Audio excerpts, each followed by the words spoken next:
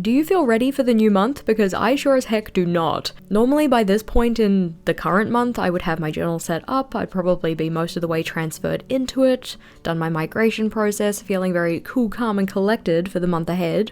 This month, not so much. We have had some difficulties, we have had some travel, things have been very busy, but it's okay, because now we are getting into our journals and we're setting up for July. Getting straight into it, the layout that we're setting up here is a reflections page, which might feel a little bit strange to put a reflection for the month at the very start of the month, but I actually quite like having it at the start. Kind of because when I come back to this journal in future years, it means that I have that snapshot of everything that was happening in the month right at the start. Yes, I could flick through the pages and see what was going on in terms of events, tasks, all of that kind of thing, but having a snapshot summary at the very front of the setup is kind of handy. That, and I also like to have it right next to the page that I'm going to have on the right hand side, which is going to be for my actions and projects, but we're not onto that yet. As you can see, this layout requires a little bit of line work and a little bit of ruling. I like to highlight every second line in these boxes, 1 to add some visual interest and 2 to add some color to the page, but also because for some of the boxes that I'm going to be using in this setup, those lines help to make those sections more functional, just a little bit easier to read across from left to right. That's not necessarily the case for this layout, but I do like the way it looks, and I'm going to be keeping up with doing that every second line highlight throughout the majority of this setup, because repeated elements make for a cohesive theme. Talking about repeated elements, another one that I always like to use are my headings, making sure that they're in the same lettering style, and to make it nice and easy for myself this time around, rather than writing out the headers myself, I decided to print them out on sticker paper and then just stick them into my journal. This was just done by finding a font that matched the theme that I was going for, typing all the headers up, printing them out, and then colouring them in on the sticker paper. I used the same Tombow pen that I used for those second line highlights to make it all kind of match together, and then had to go and cut them all out individually. I do have a Cricut. I could probably figure out how to cut them out with the Cricut, but I didn't, so it's fussy cutting for me. The theme we're going for in this setup though is steampunk, and it's a theme that I've wanted to do for a while, but it always felt very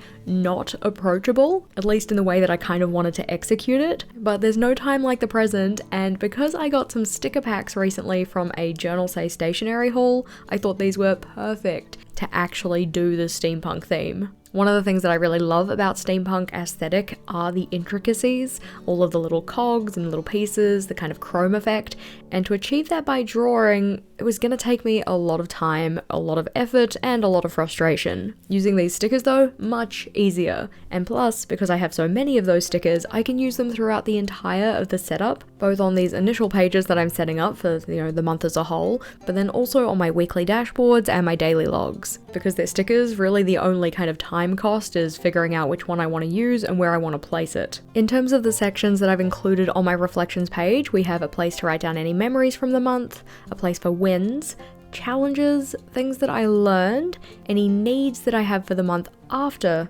next month, and then things that I want to try to accommodate for those needs. This could be in terms of things that I want to do in my journal, whether they be new layouts or new habits, or it could be things outside of my journal like other routines that I want to build into my life. Now as the left hand side is done though, it's on to the right, and as said, this is where I'm going to be putting my actions list and my projects. My actions list is just a list, funnily enough, that has all of the actions that I want to take to work on my goals. I again like to have this one up front so it's nice and easy to find. It helps me go into the month with more intention as to what I want to get done. This is a similar idea for the projects, which is kind of a new inclusion for a monthly setup. I included it in June and quite enjoyed it, so I wanted to continue it for the month ahead, but this is just a place to write down all of the projects that I'm working on.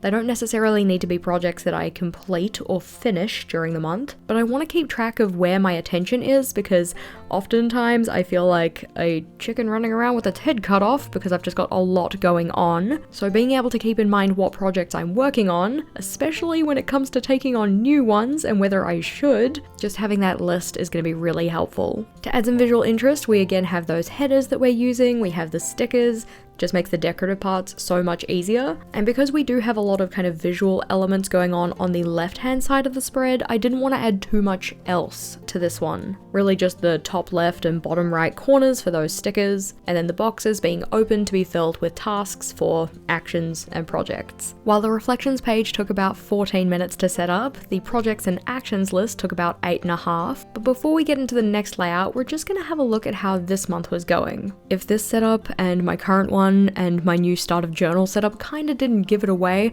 I've been very into more scrapbooky themes lately, sticking a whole bunch of elements down and making little clusters of decoration and stuff like that. It's just been a lot of fun, and fun is certainly something that I strive to bring into my journaling, because if it's more fun, I'm more likely to use it. If I use it, I'm more productive. While there were some layouts in this setup that didn't really get used, for instance the photo space in my content schedule and also my packing list, I'm actually really pleased with how all of these came together. I did find myself using my journal a lot more, which was kind of surprising because normally when I'm busy, I kind of neglect my journal, which is always silly because it's like the most important time to use your journal. If you have more going on, you need to get more done, you need to keep track of more things, all of that kind of stuff, it makes more sense to use your journal. But often I get into this mindset of, no, you don't have time to use your journal, you just have to go do things, take action. Whereas if I spent just a little bit of time making a plan for action, it means that I can take action with intentionality and waste less time. And that's effectively what I found in the last month. Because I was using my journal while I was busy, it did mean that I could handle things better. I'm hoping that I can continue that moving forward, because I'm pretty sure that July is going to be busy as well. I mean, honestly, when is life not busy? You can see that those pages took me to the end of the journal though, which is why for this setup we're in a different size. I think that moving from a square notebook to an A5 is going to be a little bit difficult. I've gotten very accustomed to having a certain amount of space, which I don't have anymore. Especially horizontally, I was very pleased with using 3 columns for all of my daily logging, and nowadays I'm really gonna only be able to use 2. I mean, yes, technically you can fit 3 columns of text on an A5 layout, and I used to do that quite comfortably, but nowadays I find I like to have a little bit more horizontal space when writing my tasks in. On this layout though, we are setting up a monthly log, or what I'm calling a monthly log. Technically speaking, it's not going to capture a full month, it's only going to be capturing 4 weeks. For my planning this year, rather than doing monthly planning, I'm doing what I'm calling cyclic planning, where a cycle lasts 28 days. This means that each quarter of the year has 3 cycles, and then also allows a week at the end of the quarter for reset week. While I'm calling this a July setup, it's really just from July 1st to July 28th, but considering all of the days in the cycle are in July, I'm fine with calling it July. This layout is essentially the same thing as a monthly log though, but because it's not monthly, I've been slightly avoiding calling it a monthly log, but it's just going to be a place for me to write down any events, happenings, appointments that I have going on in the 28-day period. What I'm also going to be doing is jotting down any work scheduling that I have, so when are our live streams, when do I have membership perks due, when a video is going to be coming out. We have some very exciting videos coming up in the next 4 weeks, so if you're not already subscribed to the channel, do make sure that you are. I don't want you to miss out. We have things like B5 layouts, cleaning layouts, a look at what a full week in my journal system looks like, and a bunch of other things. As said, I don't want you to miss out, so make sure you're subscribed. On the left hand side here, I did overshoot with some of my coloured lines, so I just stuck in a piece of that sticker paper, one of the thin strips that runs around the outside edge, just to cover up the little pieces that were outside of the border that we just ruled in. I will say that while I love this journal for the general look of it, the cover is absolutely beautiful, I'm having a little bit of difficulty getting used to the different paper type. It feels like this paper is coated compared to my previous journal, so I'm finding that some of my pens that I normally use are taking a little bit longer to dry and therefore smudging. I'm trying to make my peace with it and kind of just let go about these things, but I don't really like smudging in my layouts. I would prefer that things just dried quickly and didn't smudge. So I'm thinking that for my everyday writing pen, which is usually the Papermate Inkjoy, which I love, because it is quite an inky pen, I might have to change to something else just while I'm using this journal. At the moment, I've been trying the Zebra Sarasa Mark-On, and that one's been doing quite well. The nib on it is thinner though, so the text overall is thinner. So I'm gonna have to get used to that and see how I like it before I fully commit to using that pen as the everyday writing pen. It's working so far though. When it came to decorating this calendar layout, this is one of the pages that I had the most difficulty with, mainly because the stickers are not that small, which means that finding spaces for them around the calendar box was a little bit tricky.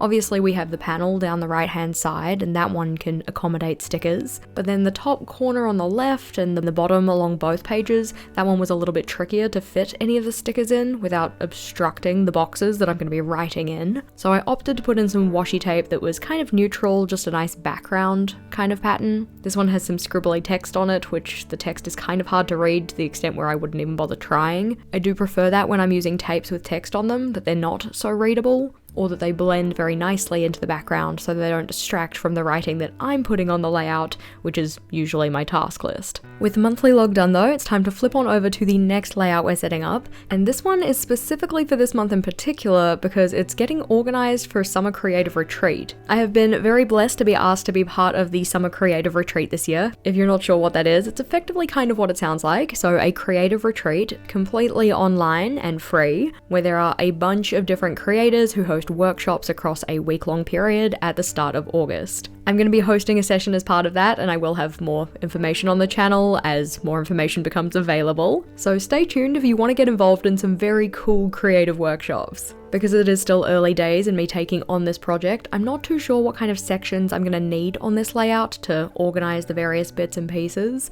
So for now, I'm really just putting in some decoration down the side, the header, so I know what this is, and a little box of key information that I might need, like when it's happening, when my session is running, that kind of stuff. When it comes to the editing of my Plan With Me videos, I tend to go through, trim out all of the parts where I'm not really doing very much, maybe sitting there staring at a page, trying to figure out exactly where a sticker should go, or doing some erasing, counting boxes, anything that's just like not very exciting to watch. And it's probably a good thing that I did, because in terms of the footage after trimming, it was about an hour and a half, so an hour and a half of actually getting in, setting up the layouts. But in terms of the recorded footage, it was more like 2.5 hours. So that's an hour of me just sitting there going, which again is not like the most exciting thing to watch, but it very much just reiterated to me the importance of planning ahead when it comes to my layouts. Not only does this help you avoid mistakes and make sure that things are in the right places, but it also avoids the time cost of sitting there umming and ahhing, where I could have just spent maybe 15 more minutes doing my plan ahead of time. So I went in with a clear idea of where I wanted all of the elements to go. This was in particular related to the stickers. I find that I get a lot of sticker anxiety, like, oh, if I use it on this layout, then I can't use it on the next one, and what if the placement on that one is like the perfect place for it? This is very much one of the reasons that I've avoided using stickers as long as I have, but I will say that in terms of the actual setup, it does decrease a lot of the time taken because you're not spending a lot of time drawing things out, because of course with the drawing comes the sketching, and then the line work, the coloring, anything else that you want to do. So yes, they do help speed up the process, but the caveat is that you might have a bit of, I don't know, sticker placement issues. Especially if you put a sticker down and then inevitably decide that you don't want it there and have to pull it up and put it somewhere else, which I did have to do a couple of times. Sometimes successfully, I was actually able to move the sticker, and sometimes not so successfully, so I did have to end up leaving it in the placement that I put it. That in particular happened with the header that we have on the page we're working on here. Because I didn't really go in and plan out where I wanted each of the elements in the layout to go, it meant that the title of the page is just a little bit too close to the section titles that come directly underneath it, especially when comparing that to the gap that we have between those boxes and the next section being for my meals. The layout we're working on here though is effectively a weekly dashboard, so it's just got a couple different modules related to things that I want to keep track of across that week. The 3 sections that I've included are a priorities box to write out any of the tasks that I want to do that are particularly important for that week, a space for my routine tracking, or effectively like habit tracking, and then the space underneath this, as said, is for meals. I'm really looking to both plan and log my meals in this, and I don't think that this layout is going to be the final form. I think I'm probably going to need to tweak it a little bit, but the general gist is that each day gets 2 lines, one for recording what I'm planning on eating, and then the line underneath that for recording what I actually ate. On some days, hopefully most of the days, it'll be the same thing, so I'll only record what was planned. But I think that as I get into more of a kind of routine with planning and eating the meals that I plan, I am probably gonna have to write down a couple differences. We'll have to wait and see. I'm hoping that it works well, but I'm thinking that the spacing I've used here is probably not ideal. I'm gonna want to tweak this a little bit as we go throughout the month, but for now, it's a good first start. My intention is to set one of these up for each of the weeks in the cycle or over the 4-week period, but not before doing my daily logs. So it'll be however much space the dashboard takes up, and then if there's any remaining space on that page where I could reasonably fit a daily log underneath it, I'll just start my daily log there. In this case, there was not enough space to put a daily log, so I just filled the extra space with decoration, just using a bit more of that washi tape, a couple more of those stickers. If you're curious about any of the supplies in particular that I've used, I've linked them all in the description box, along with some discount codes at the shops that I got them, because we love savings. With the dashboard done though, it's time to set up those daily logs. Normally I do like to kind of build as I go with my daily logs, but because I'm using header stickers for each of the dailies, I can go in ahead of time and put in all the line work, which is going to be really useful. Here I'm doing those second line highlights because I love them, but I'm probably not going to be going around the outside with the black border, mainly because that is where the majority of my smudging issues have come in, and I'm not going to be bothered to do that every single day. I know that that does take a fair bit of time, and while I do like the way it looks, I honestly couldn't be bothered with it. What's more important is that I'm getting in here, actually writing down the tasks that I need to do, and getting stuff done. In amongst my daily logs, I'm going to be using more of those stickers for decoration. I've just placed a couple on this page so that I have some decoration going into the layout, and while at the moment it looks a little bit odd just having a couple of sporadic stickers and washi tape pieces around the page, once I actually get in and fill this in with all of the things that I'm doing on each of the days, it's gonna look really full, and that's what I really like for my journal. I like it when my pages look full. I'm not